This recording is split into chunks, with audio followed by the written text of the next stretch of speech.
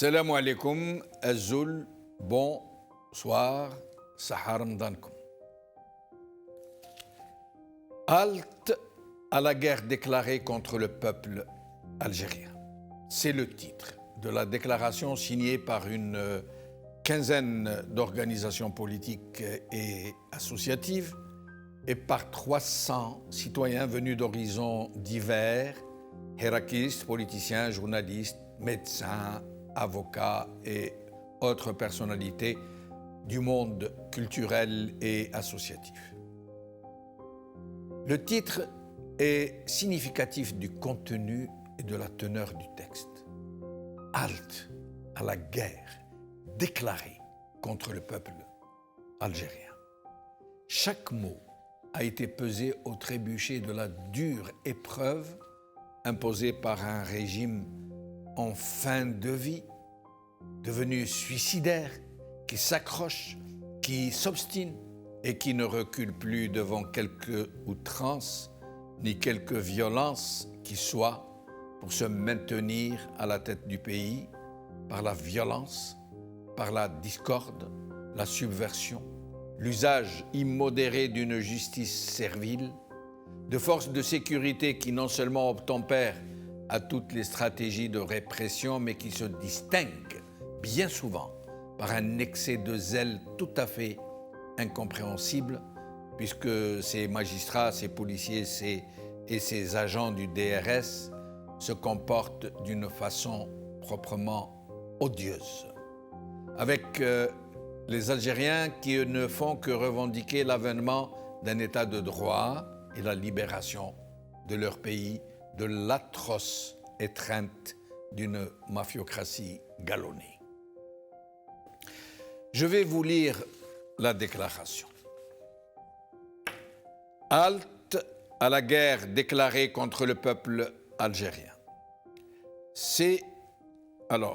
Les Algériens subissent depuis plusieurs semaines une des pires escalades de la répression contre leurs droits et libertés. Cette offensive sécuritaire et judiciaire pour les empêcher de s'exprimer, de revendiquer, de manifester, de s'organiser, de faire grève, de rendre compte dans les médias et les réseaux sociaux, d'exister en tant que citoyen, est en train de prendre les allures d'une guerre ouverte contre le peuple algérien. Elle n'épargne personne. Touche toutes les catégories sociales et toutes les régions du pays.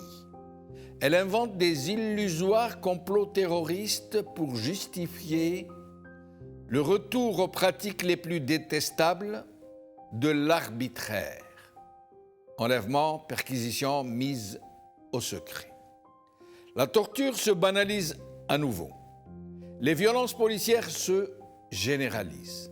Rien ne peut justifier qu'un gouvernement traite avec une telle brutalité les citoyens de son pays.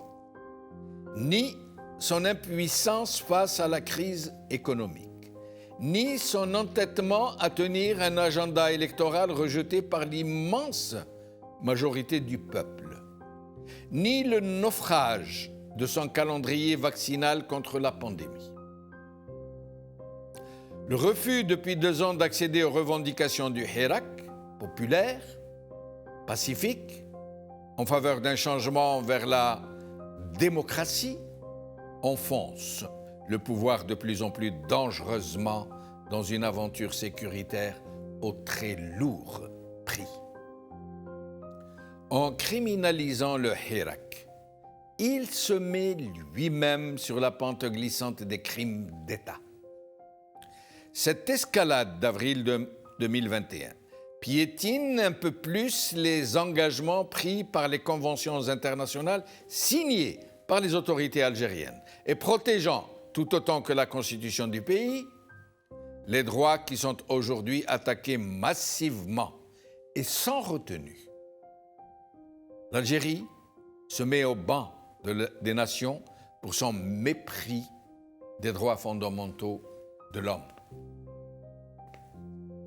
Nous, citoyens, et organisations signataires de cette déclaration, appelons à l'arrêt immédiat de cette inacceptable agression contre l'intégrité physique et morale des Algériens.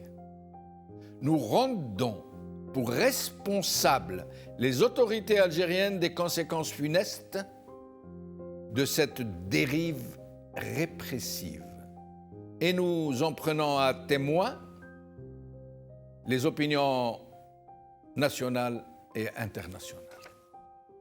Nous appelons à la libération de tous les détenus politiques, à la cessation des poursuites et au rétablissement de tous les droits et libertés garantis par la Constitution et par les conventions internationales signées par l'Algérie. Le recours obsessionnel à la répression n'a pas stoppé depuis 2 ans la marche du peuple algérien vers le changement démocratique pacifique. Il ne l'arrêtera pas cette fois non plus.